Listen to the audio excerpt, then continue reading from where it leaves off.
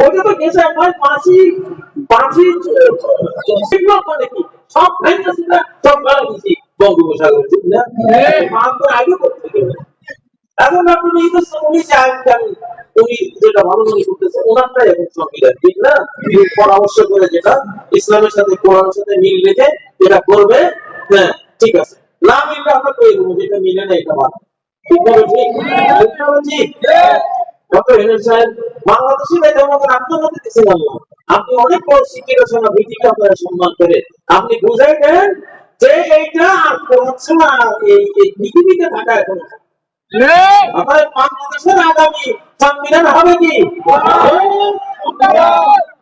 জামিনের দিন শেষ আল কোরআনের বাংলাদেশ ৭২-এর দিন শেষ আল কোরআনের বাংলাদেশ ঠিক আছে জবাবের মাস্টার হতো সবাই বাঁচতে চাই যতদিন আমরা হ্যাঁ তো সে বাঁচতে চাই না বাঁচতে চাইলে কি রাখি তাহলে খাওয়ান করে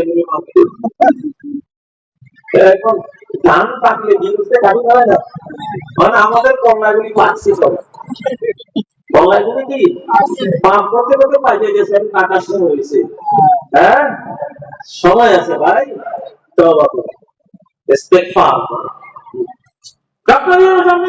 বাংলাদেশে কোন কোন নেশার দ্রব্য চলবে প্রত্যেকটা গ্রামে গ্রামে প্রতিরোধ করা যে কোনো ইয়াবা বাংলাদেশ যদি পাইবে একেবারে অনেক ধরে একবারে জল দিবে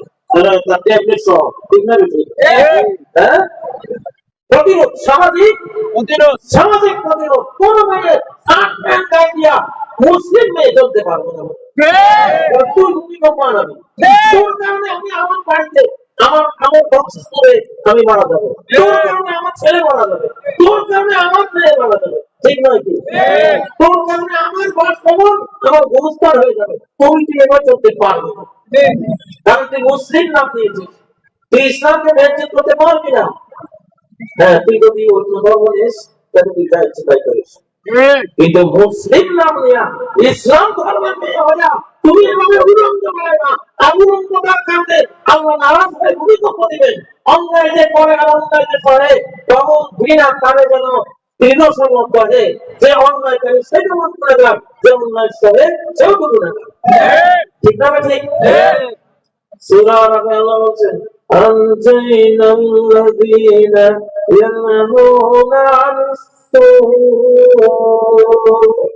আযাব যখন আসলো গজব যখন আসলো যারা মন্দ থেকে হারাম কাজ থেকে বাধা দিত আমি তাদেরকে বাঁচিয়ে দিলাম যারা হারাম কাজে বাধা দিয়েছে আনজাইনা আমি আযাব দিয়েছি আল্লাযীনা তাদেরকে ইয়ানহাউনা যারা নিষেধ দিয়েছিল আমি সুয়ে মন্দ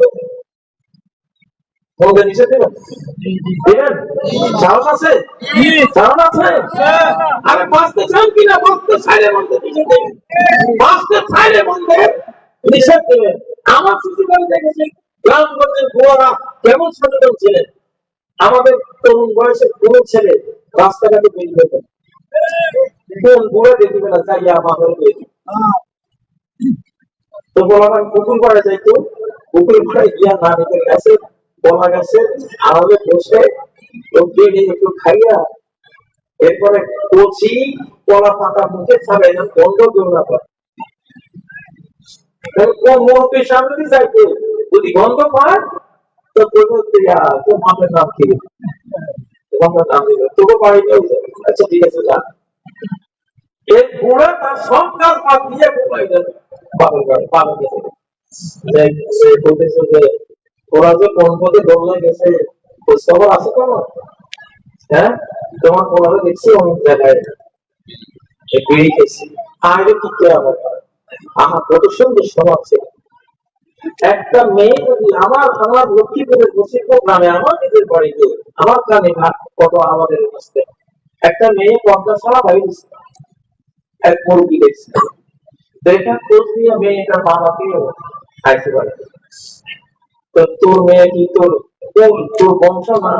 বংশ নাশি একটা মেয়ে তোর এখানে জন্ম হোক তুই চাস তোর মেয়েদের আমি দেখছি এইভাবে রাখতেছে সমাজে অপরাধ করার সুযোগই ছিল না আগে। সমাজে অপরাধ করার সুযোগই ছিল না। কত রহমতের সমাজ ছিল। যদি এখন 5,000 ভূমিকম্প দেখে আবার সেই অবস্থা নির্মাণ করে। أنجينا الذين ينهون عن السوء। কোন নাস্তিক এই দেশে থাকবে না। কোন মুনাফিক ছেড়ে দাও। মুসলমান হয়েছ আলেম ওলামার সাথে আছো।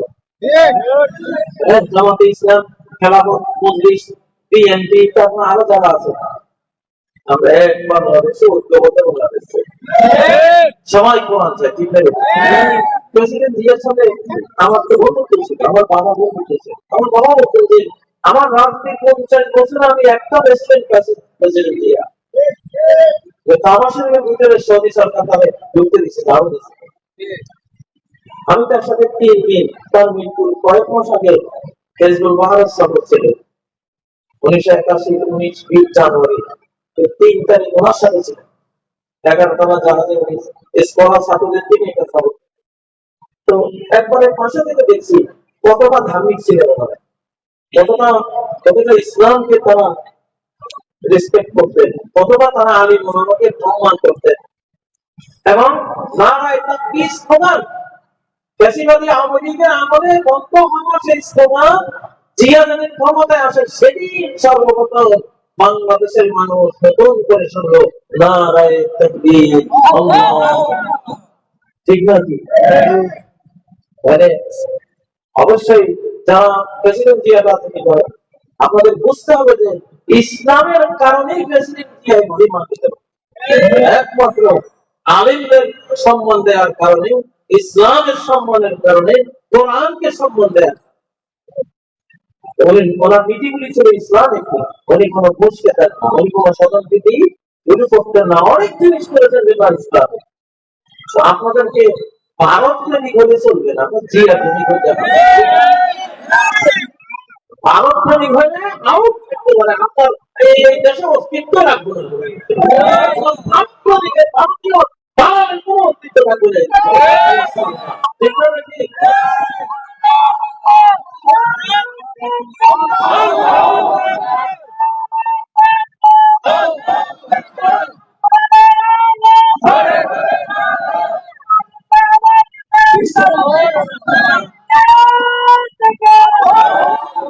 ইসলামিক পরিভাষায় মুসলিম দেশের বিরুদ্ধে যুদ্ধরত কোন দেশ যে শুধু মুসলিম দেশটাকে কলোনি বানাতে চায়, আধিপত্যবাদের স্টিম রোলারে পিষ্ট করতে চায়, মুসলিম দেশের নেতাদের খুন করে, যে কোনো একজন মুসলিম অধিবাসী প্রভাবশালী হয়ে উঠলে তাহলে খুন করে এইরকম দেশ, যুদ্ধরত দেশ মুসলিম দেশের বিরুদ্ধে এই ইসলামিক পরিভাষা নাম হলো দারুল হরব, যুদ্ধরত দেশ। দারুল হরব যেটা মুসলিমদের বিরুদ্ধে যেটা যুদ্ধ হতো তার সাথে কোনো রকমের কোন বন্ধুত্ব চলে না। তার সাথে হলো কোরআনের নীতি,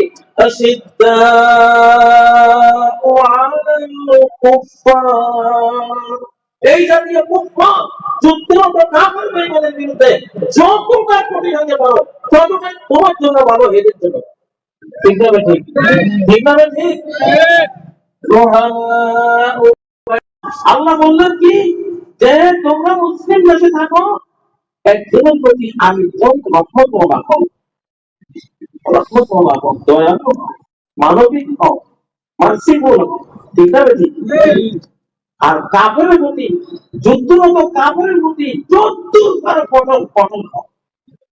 আমাদের সমাজের হিসেবে আমরা আমাদের মুসলিম ভাইদের উপরে যদ্দূর পারি পটল, আর ওই বেঈমানদের ঠিক আছে। আগের কথা বলছে আমরা যাচ্ছি, সেটা হলো স্বামী আর মেয়ে কি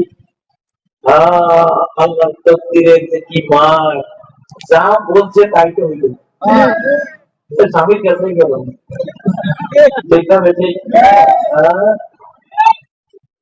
এখনকার বাংলাদেশ, 24 পরবর্তী বাংলাদেশ, নেতাদেরকে বলছি সাবধান। এই বাংলাদেশের মূল সমস্যা হয়তো নেতাদের গোলামি, নেতাদের গোলামি মনোবৃত্তি। ওই জন্য বাংলাদেশ প্রেমিক না হয়ে ভারত প্রেমিক হওয়া, এটাই বাংলাদেশের বড় সমস্যা। ইনশাআল্লাহ স্পিরিচুয়ালি বলছে, আধ্যাত্মিক ভাবে বলছি, বিশাল ক্ষমতা আকাশে বেরিয়েছে। বাংলাদেশ প্রেমিক হয়ে বাংলাদেশের রাজনীতি করবেন, ভারত প্রেমিক হয়ে রাজনীতি করবেন, অস্তিত্ব থাকবে না।